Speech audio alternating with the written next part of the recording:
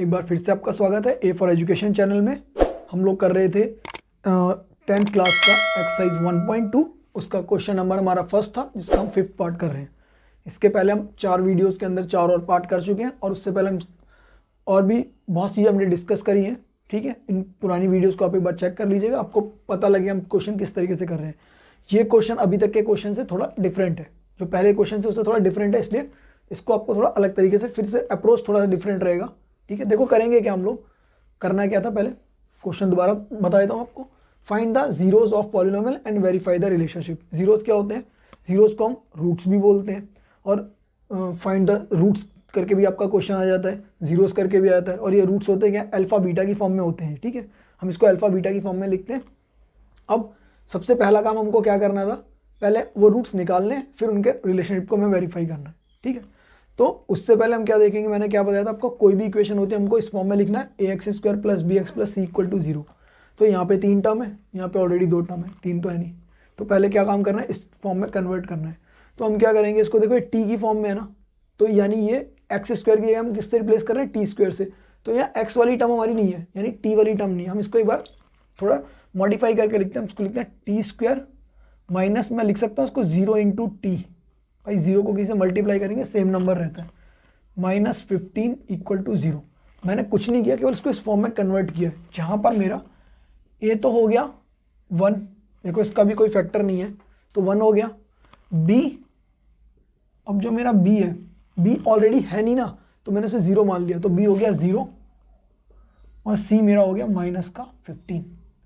या तो आप इसको इस फॉर्म में भी लिख सकते हो 0 × t -15, या अगर आपको ये नहीं लिखना है, खाली आपको इसी फॉर्म में लिखना है, आप ऐसे भी कर सकते हो, t² -15 = 0। तो देखो a की वैल्यू तो हो गई हमारी 1। अब ये हमारा हमको दिख रहा है कांस्टेंट टर्म है, तो ये c की वैल्यू हो गई -15। अब जो नंबर है ही नहीं, तो उसकी वैल्यू क्या होगी, 0। बस ऐसे लिख लो, ज़्यादा बेटर रहेगा। अब 0t लिखेंगे कंफ्यूज भी हो सकते हैं, आप इस तरीके से लिख लो। अब इसको हमको करना किस तरीके से, हमको a b c तो पता लग गए। अब पहले हमें इसके फैक्टर निकालने में, जीरोस निकालने ना, तो देखो इसको करेंगे क्या हम, आपको एक चीज़ बताऊँ, हम इसको लिखेंगे कैसे। देखो आपने 2 को, आपको पता, हम 2 को लिख सकते हैं, अगर हमारे को 2 दिया है, हम उसको लिख सकते हैं √2 × √2, क्योंकि √2 हमारा आंसर होता है 2। ठीक है, या आपने इसको इस फॉर्म में भी किया होगा कि √2 का स्क्वायर जो होता है उसको हम 2 लिख सकते हैं। तो अगर मैं लिखता हूँ √5 और मैं फिर लिख रहा हूँ √5, तो उसका आंसर भी क्या हो जाएगा, मेरा सिंपल 5 हो जाएगा। ऐसे ही अगर मैंने लिखा √7 × √7, तो उसका आंसर भी मेरा क्या हो जाएगा, सिंपल 7 हो जाएगा। तो कोई भी चीज़ अगर ऐसे √a × √a है, तो उसका आंसर a हो जाता है।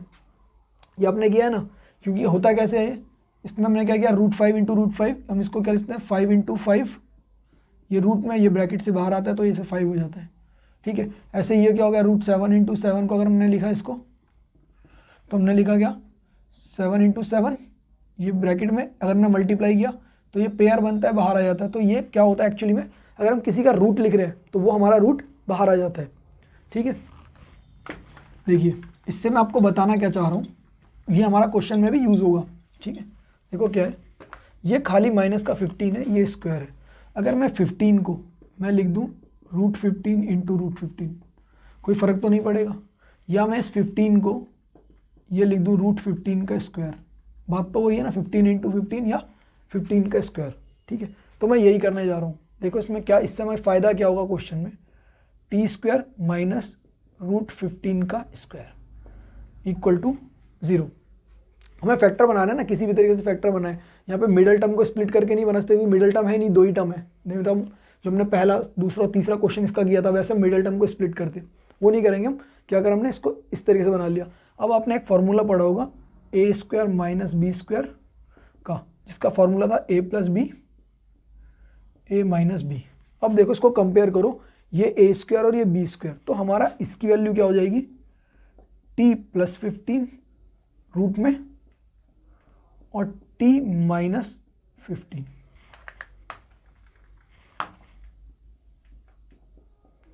t + 15 और t - 15 that is equal to 0। तो ये करने से हमें ये फ़ायदा हो गया, हमें कुछ नहीं करना, हमने इसको कन्वर्ट किस में करा, a² - b² में हमने इसको कन्वर्ट कर दिया। तो वो बन गया हमारा a plus B A minus B.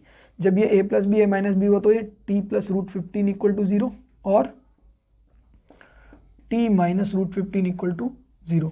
तो यहाँ से हमारे t की वैल्यू आ गई माइनस रूट 15, यहाँ से हमारे t की वैल्यू आ गई प्लस का रूट 15। ठीक है, तो यानी ये हमारा हो गया अल्फा, ये हमारा हो गया बीटा, दो वैल्यू निकल गई। अब इधर पे आते हैं वापस, हम क्या करते हैं, देखो यहाँ से हमें पता है हमें क्या निकालना है, सम निकालना है। सम क्या था हमारा, alpha plus beta. Alpha plus beta की वैल्यू मैंने क्या बताई थी आपको, माइनस बी अपॉन में ए, माइनस बी यहाँ पर है 0, माइनस 0 अपॉन में ए है 1, तो 0 के अपॉन में कुछ भी होगा, आंसर हो गया हमारा 0। ठीक है, हम निकालते हैं प्रोडक्ट। प्रोडक्ट हमारा क्या था, अल्फा इंटू बीटा। प्रोडक्ट की वैल्यू हमारी क्या होती थी, सी अपॉन में ए। तो प्रोडक्ट हमारा सी कितना है, -15 अपॉन में ए कितना है 1, तो हमारा आंसर होगा चाहिए -15। अब यहाँ से हम इसे वेरीफाई करते हैं। ये तो हमने निकाल लिया रिलेशनशिप क्या होता है, इसी को हम रिलेशनशिप बोलते हैं। रिलेशनशिप है ना, तो हमको सम निकालना है, प्रोडक्ट निकालना है। अब इस रिलेशनशिप को वेरीफाई करेंगे, तो यहाँ से निकालते हैं alpha plus beta, minus root 15 plus root 15। देखो एक माइनस है एक प्लस है, दोनों नंबर कट गए, आंसर हो गया 0। अल्फा प्लस बीटा, यहाँ भी 0 यहाँ भी 0, ठीक है सही आ गया मतलब। अब हमने किया alpha into beta. Alpha into beta क्या, minus root 15 multiply by root 15। देखो इसको ब्रैकेट में रखने की वैसे आवश्यकता नहीं है, इसको खाली रूट 15 भी लिख सकते हैं, मगर मैंने इसे माइनस में क्यों ब्रैकेट में क्यों, माइनस वाली टर्म को हमेशा ब्रैकेट में रखा करो, आप बहुत सेफ रहोगे आगे जब न्यूमेरिकल्स करोगे तो देखो अभी करा था ना हमने, रूट से रूट मल्टीप्लाई होता है, अभी बताया था मैंने, रूट 15 इंटू रूट 15 क्या हो जाएगा 15। ठीक है, तो रूट 15 इंटू रूट 15 हो गया 15, मगर ये माइनस का बाहर था तो माइनस यहाँ आ गया। देखो ये भी -15, ये भी आपका -15, तो आपका रिलेशनशिप भी वेरीफाई हो गया। आई होप आपको समझ में आ गया होगा। चलिए एक बार दोबारा से इसे रिवाइज कर लेते हैं, एक बार रिपीट करते हैं क्या किया हम लोगों ने। हमको दिया था t² - 15 जो कि हमारी स्टैंडर्ड फॉर्म में नहीं था, तो हमने पहले उसे स्टैंडर्ड फॉर्म में बनाने की कोशिश करी। वो मैंने आपको बताया था t² -0t - 15। ठीक है, या हम इसको इससे अगर हम बना नहीं पा रहे तो हम इससे कंपेयर कर सकते हैं। हमको देखा कि भाई ये वाली टर्म दे रखी है और ये वाली टर्म, ये टर्म है ही नहीं, जो ये टर्म नहीं है तो इसका b हो गया 0, इसमें a था तो a की वैल्यू कुछ नहीं दे रखी यानी कि 1, c की वैल्यू हमारे को मिल गई -15। कंपेयर कर लो। ठीक है, अब हमने इसको क्या किया, हमने 15 को क्या लिखा, root 15 into root 15 that is root 15 का स्क्वायर। तो हमने 15 को रूट 15 का स्क्वायर लिख दिया। क्यों लिखा, क्योंकि इससे हमारा फॉर्मूले में कन्वर्ट होता है a² - b² और उसका फॉर्मूला क्या है a + b a - b। ठीक है, अब ये हमने इसको कन्वर्ट किया t + root 15 t - root 15 that is equal to 0। तो ये हो गया t + रूट 15 इक्वल टू 0। तो यहाँ से t की वैल्यू है, ये इधर गया तो -15, यहाँ से हो गया t - रूट 15 इक्वल टू 0, तो ये माइनस था इधर गया तो प्लस हो गया। ठीक है, तो जो हमारी t की वैल्यू है वही हमारा अल्फा है, ये वाला हमारा बीटा हो गया। ठीक है, अब हम इस साइड आते हैं। हमने क्या किया, हमने इसका रिलेशनशिप निकाला, तो सम निकाला हमने। सम होता है अल्फा प्लस बीटा जिसकी वैल्यू -b अपॉन है। ये आपको याद करने के मैं कई बार बोल चुका हूँ, फिर से याद कर लीजिए याद नहीं है तो। सम ऑफ हमारा क्या होता है -b अपॉन है, और b हमारे को यहाँ से मिलेगा। ये क्या था, b कुछ भी नहीं था, यहाँ था ही नहीं, टर्म ही नहीं थी यहाँ पे, तो b 0, 0 अपॉन में 1, 0 अपॉन में 1 इज 0। ठीक है, फिर हमने निकाला product that is alpha into beta और उसकी वैल्यू होती थी c अपॉन में a। c हमारा -15 अपॉन में a यानी कि 1, तो -15 अपॉन 1 इज -15। अब इसे वेरीफाई करते हैं हम लोग। वेरीफाई किया तो देखो अल्फा ये था, बीटा ये, अल्फा प्लस बीटा किया, एक माइनस है एक प्लस है, सेम टर्म है, कैंसिल हुआ 0, यानी सम हमारा 0, यहाँ भी 0 आ गया, वेरीफाई हो गया।